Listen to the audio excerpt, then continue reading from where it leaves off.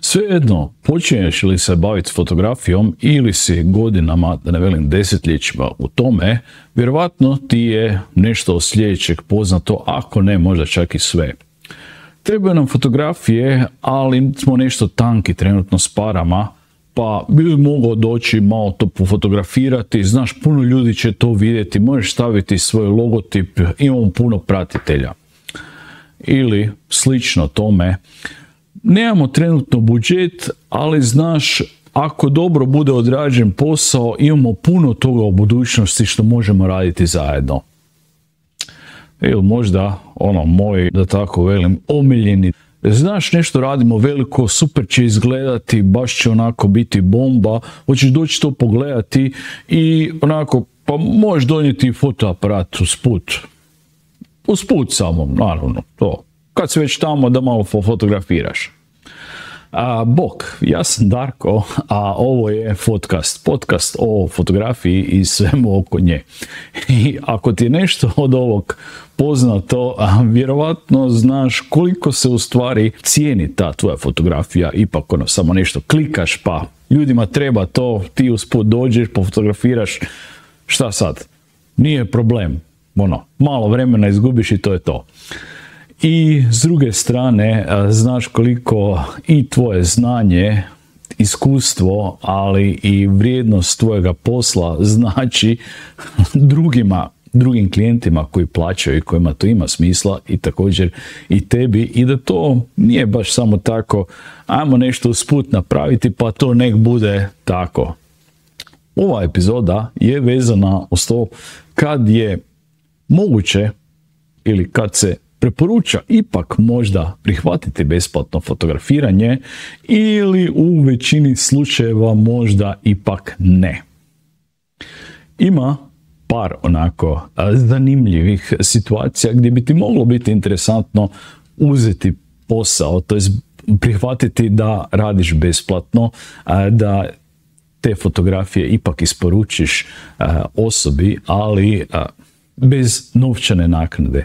Recimo, kad ti je nešto potrebno za portfolio, neko ti pristupi, izgleda ti interesantno, za portfolio će ti dobro koristiti, zašto ne? U osnovi može biti dobra protuteža u smislu vrijednosti da upotrebljavaš te fotografije kod sebe, na webu, na društvenim mrežama za portfolio.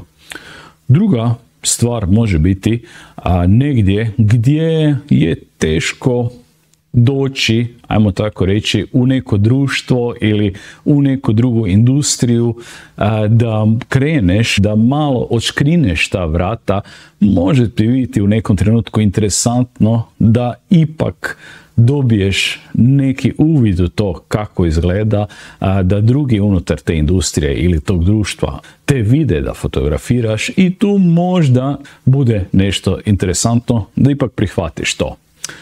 Treće je nešto što smo spomenuli već prije u ovoj epizodi, vezano uz TFP, to jest Time for Photos, gdje sa drugim kreativcima u stvari napraviš suradnju i svi svoje vrijeme uložite da dođe do nekih fotografija koji će svima služiti u smjeru portfolija koji mogu koristiti kasnije.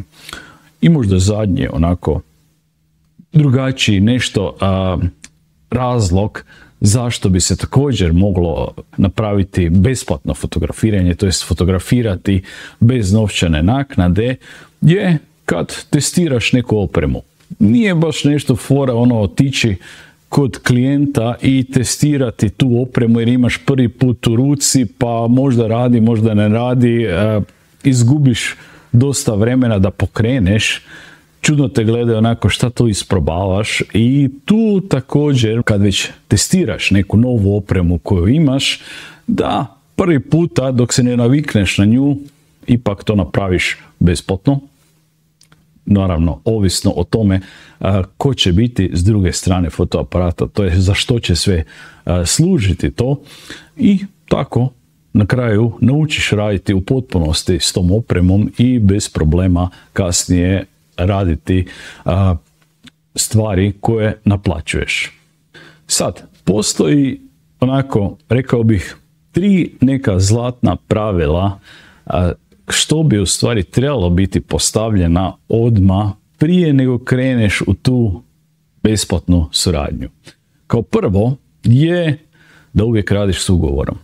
Znači, bilo što da radiš, nevezano da li je to fotografiranje uz neko plaćanje, to jest da li je to plaćeni posao ili ne, uvijek radi s ugovorom.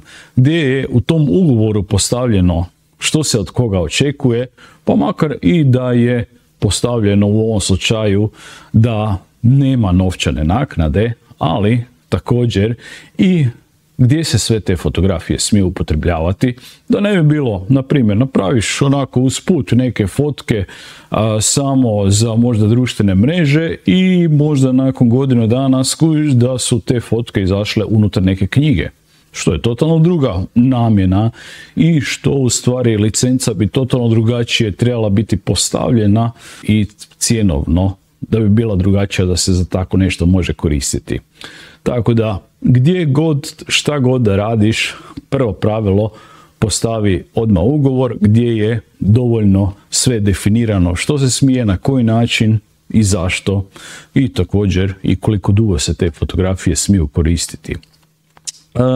Također, drugo pravilo bi bilo točno postavi granice.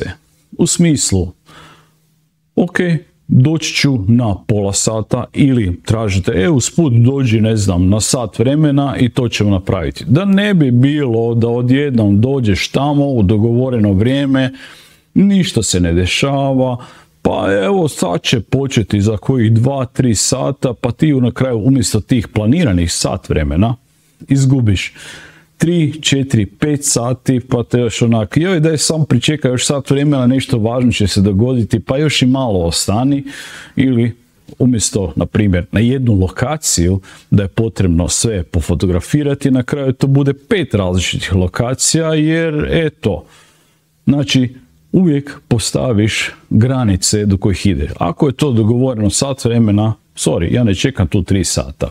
Dogovorili smo sat vremena, nažalost, vidimo se drugi puta. I treće pravilo, što ovisi o tome koliko ti je interesantno raditi, je da svoje troškove, u smislu novčanih troškova, ipak pokrije tvoj naručitelj. Da li je to riječ o gablecu, doslovno, ako će duže biti, ili o nekim putnim troškovima, tvoj posao, to jest tvoje vrijeme i upotreba tvoje opreme može im biti na raspolaganju u ovom slučaju da je besplatno.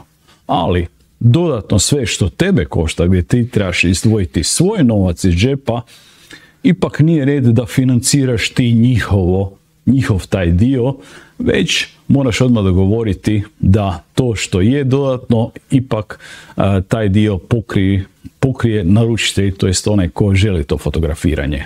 Sad, par onako, kako vele Englezi, red flags, upozorenja koje te mogu odmah upozoriti da možda baš i nije nešto da ćeš ipak ići u to, su ovo iz prvih primjera, onako, imamo puno pratitelja, puno ljudi ćete vidjeti.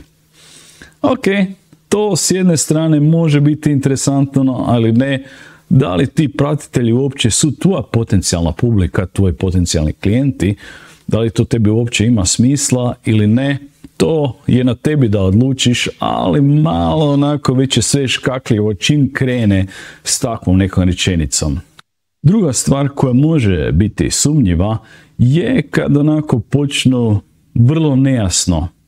Ovo bi već trebalo biti riješeno kroz i ugovor i da postaviš svoje granice, ali pa naći ćemo se oko toliko i toliko, pa možda će biti taj datum, možda neće, pa možda će biti 5 ljudi, možda 10 i slično, možda i ne. Jer na kraju velim, ne znaš koliko će to biti, da li će to biti možda 1 lokacija, 5 lokacija, ko zna o čemu se događa i treba biti vrlo sumnjičav sa takvim onda već stvarima. Ako već imaš nešto dogovoreno, što je plaćeno, mislim da stvarno nema smisla. Ipak je onaj klijent koji plaća tvoje vrijeme i tvoj posao važniji od nečega to jest nekoga ko traži da dođeš besplatno, ne cijenite dovoljno da ti novčano nadoknadi tvoj posao.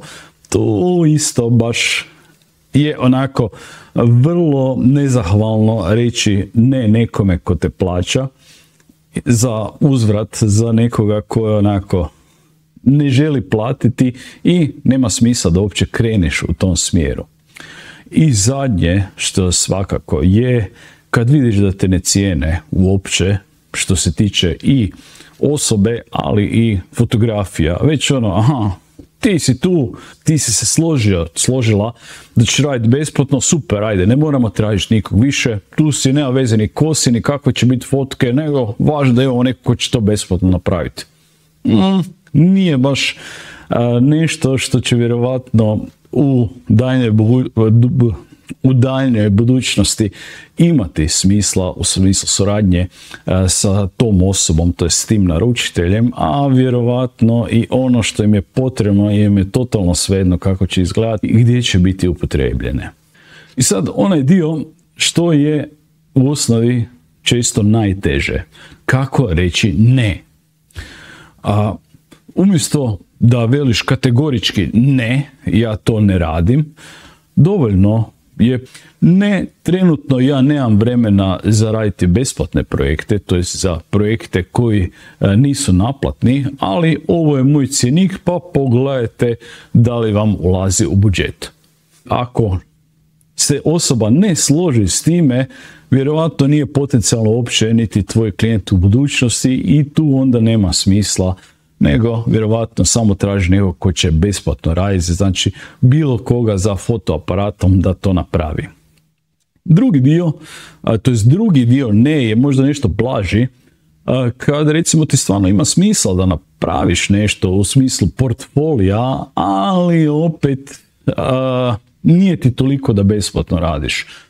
Ponudiš toj osobi, možda ne mogu napraviti besplatno, ali evo, što se tiče tog posla, mogu ponuditi svoje cijene za izgradnju portfolija koje su nešto niže od punih cijena koje inače imam.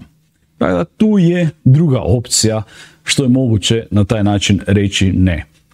Ono što stvarno je važno kad vidiš da ta druga strana ima financijsku korist, to jest komercijalnu korist od tih tvojih fotografija, da je stvarno onako škakljivo uopće nešto raditi besplatno, jer oni će novac dobiti znači, od tih fotografija, ali taj novac ne žele proslijediti tebi koju stvari napraviš posao, već zadržati za sebe. Gdje je tu smisao? Tako da odmah ovdje se makni od takvih ponuda, ajmo ih tako nazvati. I to bi bilo u osnovi to. Onako, besplatno se može raditi za neke namjene koje smo ovdje spomenuli, ali prema tvojim uvjetima, prema tvojem postavljenom ugovoru i isto tako tvojim postavljenim granicama, što u stvari nudiš, u kojoj mjeri i šta mogu očekivati od toga. Van toga nema smisla uopće ići u takve dogovore, naročito ako vidiš da se druga strana uopće ne slaže s ničim, već samo žele nešto besplatno, čak dodatno još gore ako stvarno imaju i financijsku korist nakon toga. E sad, zanima me, koje su tebi sve bile onako ponude napravljene, to je što je tebi sve bilo ponuđeno za besplatan rad, baš me interesira to čuti u komentarima, vjerujem da ima puno različitih primjera, evo ja sam ova prva 3 glavna onako usput, ali specifično ima svega i svačega da se dešava. I vidimo se sljedeći puta gdje bi mogli nešto više o tehničkom vidu fotografije, ponovo ne ovoliko o poslovnome, nego o samom dijelu oko kompozicije fotografije. Pozdrav, do sljedećeg puta, Boko Darka.